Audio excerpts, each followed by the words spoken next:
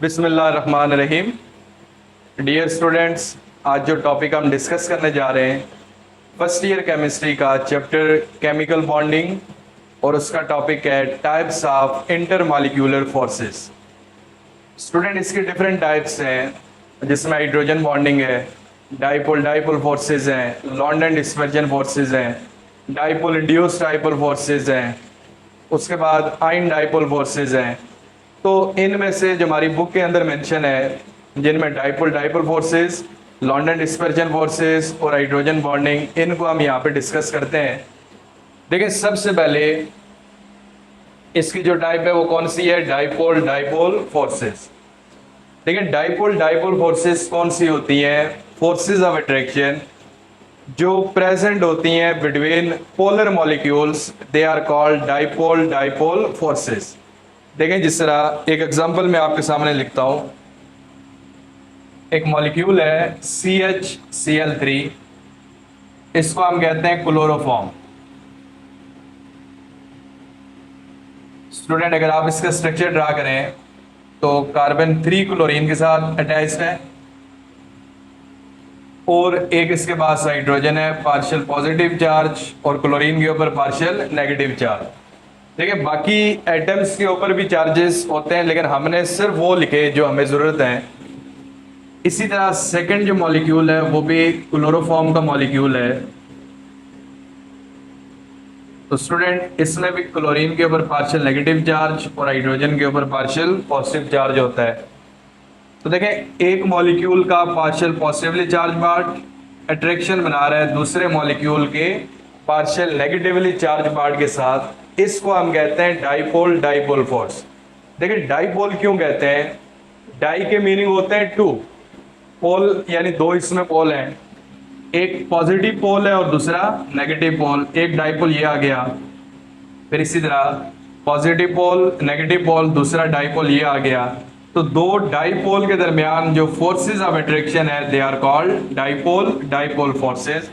तो स्टूडेंट, दो डेफिनेशन है जो आपने लिखनी है। फोर्सेस ऑफ अट्रैक्शन जो प्रेजेंट होती हैं पोलर मॉलिक्यूल में, या फिर फोर्सेस ऑफ अट्रैक्शन जो एक मॉलिक्यूल के पार्शियल पॉजिटिव चार्ज और दूसरे मॉलिक्यूल के पार्शियल नेगेटिव चार्ज के दरमियान होती हैं, they are called dipole dipole forces. तो देखें, इसको डिफाइन करेंगे। Forces of attraction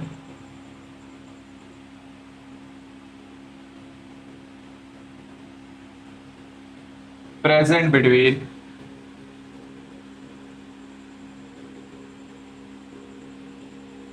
polar molecules।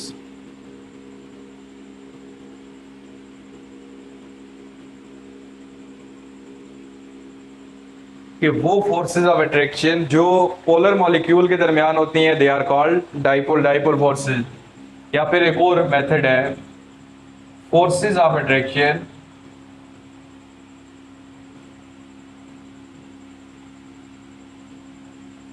present between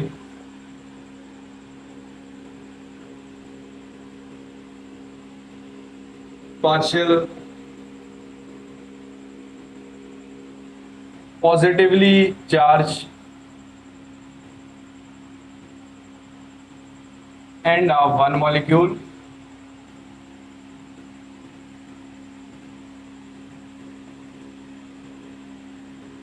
and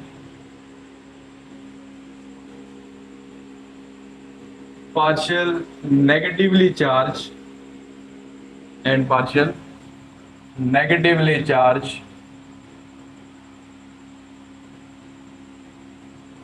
end of another molecule।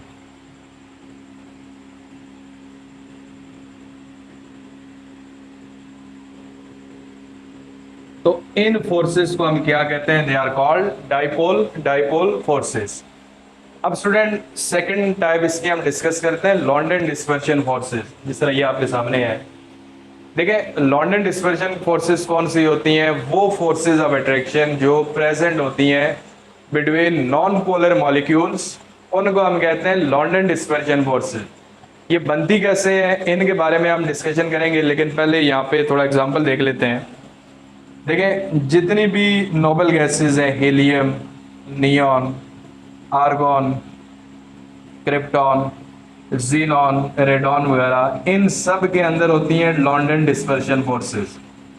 फिर इसी तरह फ्लोरीन का मॉलिक्यूल है, क्लोरीन का मॉलिक्यूल है, ब्रोमीन का मॉलिक्यूल है, आयोडीन का मॉलिक्यूल है, हाइड्रोजन का मॉलिक्यूल है, नाइट्रोजन का मॉलिक्यूल है, कार्बन डाइऑक्साइड का मॉलिक्यूल है, एटसेट्रा। ये सारे के सारे नॉन पोलर मॉलिक्यूल्स हैं और इनके दरमियान भी होती हैं लॉन्डन डिस्पर्शन फोर्सेस। फिर इसी तरह हमारे पास अल्केन्स हैं, अल्केन्स के बाद अल्कीन्स हैं और इसी तरह अल्काइंस हैं। ये सारे मॉलिक्यूल्स हैं जो कि नॉन पोलर नेचर के होते हैं। तो जितने भी नॉन पोलर नेचर के मॉलिक्यूल्स हैं उन सब के अंदर होती हैं लॉन्डन डिस्पर्शन फोर्सेस। तो स्टूडेंट इसको डिफाइन किस तरह से करेंगे? Forces of attraction, forces of attraction present between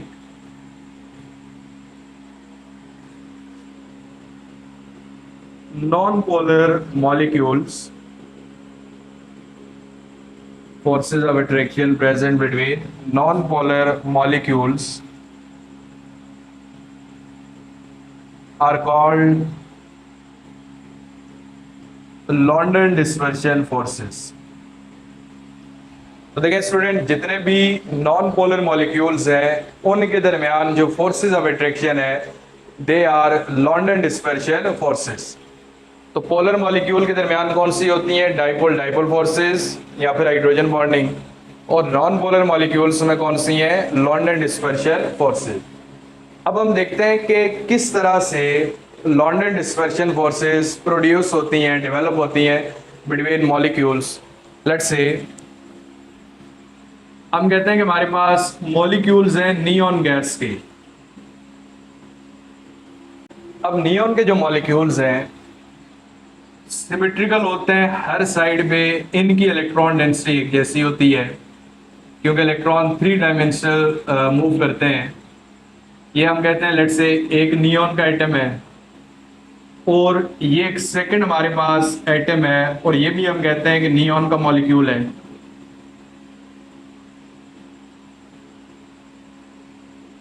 देखिए, जब 2 नियॉन के मॉलिक्यूल एक दूसरे को अप्रोच करेंगे तो जाहिर है इनकी जो इलेक्ट्रॉन डेंसिटी है वो एक दूसरे को रिपल करेगी। रिपल्शन की वजह से ये इलेक्ट्रॉन एक साइड पे आ जाएंगे, न्यूक्लियस दूसरी साइड पे आ जाएगा और इनकी शेप कुछ इस तरह से हो जाएगी।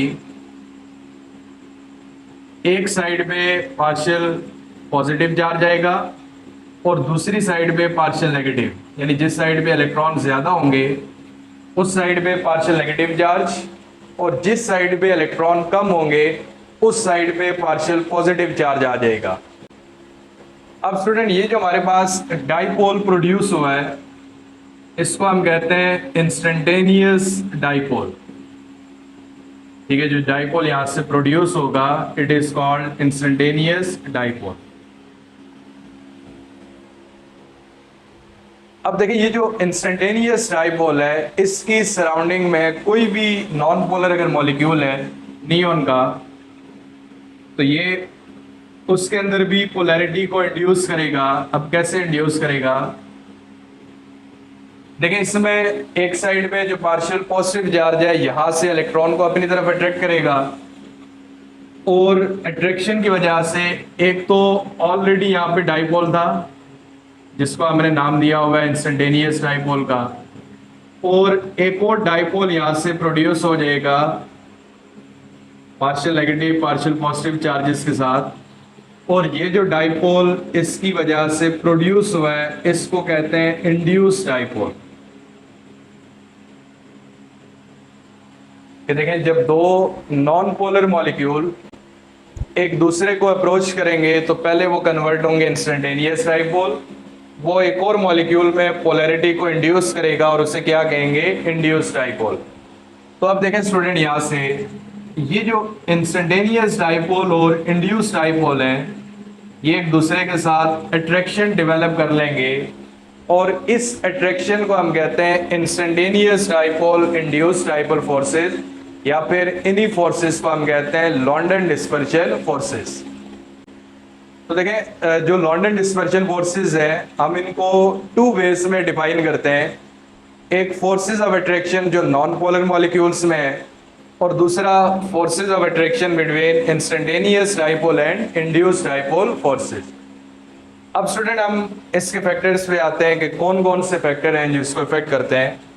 देखिए, पीरियोडिक टेबल में अगर ग्रुप 8A की आप बात करें, helium, neon, argon, krypton, xenon and radon.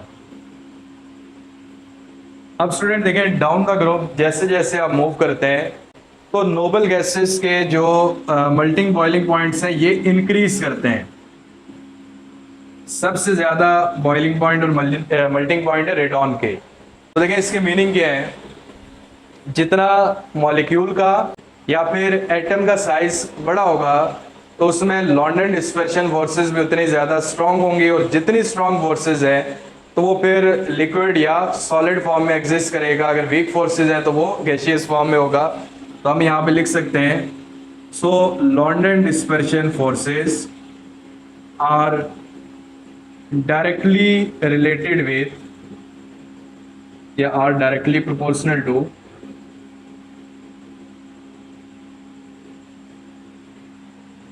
Size of atom और मॉलिक्यूल।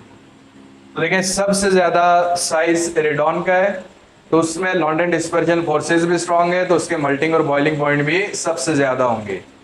उसके बाद स्टूडेंट एक और पार्ट है, number of atoms in a molecule. देखें, अगर हम बात कर लेते हैं अल्केन्स की बात कर लेते हैं, अगर किसी मॉलिक्यूल में नंबर ऑफ एटम आप इंक्रीज करते जाए ना, तो एटम ज्यादा होंगे तो मॉलिक्यूल का साइज भी क्या होगा, इंक्रीज होगा। साइज इंक्रीज होगा तो लॉन्डन डिस्पर्शन फोर्सेस क्या होंगे, स्ट्रांग, तो फिर मेल्टिंग और बॉइलिंग पॉइंट भी इंक्रीज होंगे। जिस तरह देखिए, अल्केन में C1 से लेके C4 तक ये है गैसेस। C1 के स्टूडेंट मीनिंग है मीथेन। जिस तरह एक कार्बन वाला जो अल्केन है ना CH4, इसको कहते हैं मीथेन। 2 कार्बन वाला जो अल्केन है इसको कहते हैं इथेन। 3 कार्बन वाला जो अल्केन है इसको कहते हैं प्रोपेन, और 4 कार्बन वाला जो अल्केन है इसको कहते हैं ब्यूटेन। तो देखें, जैसे जैसे कार्बन ज्यादा हो रहे हैं, हाइड्रोजन भी साथ ज्यादा हो रहे हैं, तो फिर साइज भी ज्यादा होगा। तो साइज ज्यादा होने की वजह से इनमें फोर्सेस स्ट्रांग होंगी और मेल्टिंग और बॉइलिंग पॉइंट भी इंक्रीज होंगे। तो C1 से C4 गैसेस हैं, C5 से लेके C17 तक लिक्विड्स हैं, और स्टूडेंट इससे ऑनवर्ड जितने भी हैं C18 या उससे ऑनवर्ड, दीज आर सॉलिड्स। तो रीजन अगेन वही है कि जब नंबर ऑफ एटम ज्यादा होंगे, साइज बड़ा होगा, फोर्सेस स्ट्रांग होंगे, तो वो गैस से लिक्विड और लिक्विड से सॉलिड में आ जाएगा। तो फिर स्टूडेंट हम इसमें क्या लिखेंगे, greater the number of atoms in a molecule, stronger will be, या बल्कि greater will be, greater or stronger will be London dispersion forces and higher values for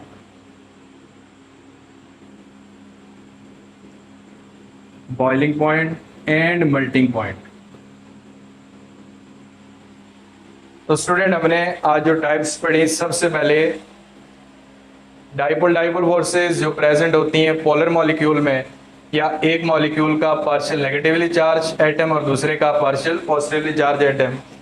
एक और एग्जांपल ये पहले नहीं लिखी, इसमें देख लें, ये HBr का मॉलिक्यूल है, हाइड्रोजन ब्रोमाइड। तो स्टूडेंट देखें, इसमें हाइड्रोजन और ब्रोमाइड, ब्रोमीन का पार्शियल नेगेटिव चार्ज, हाइड्रोजन का पॉजिटिव, दूसरा भी HBr है। तो देखें, एक मॉलिक्यूल का पार्शियल पॉजिटिवली चार्ज पार्ट और दूसरे का पार्शियल नेगेटिवली चार्ज पार्ट। इनके दरमियान जो फोर्स है इसको कहते हैं dipole dipole force. London dispersion forces किन के दरमियान है? नॉन पोलर मॉलिक्यूल्स के दरमियान।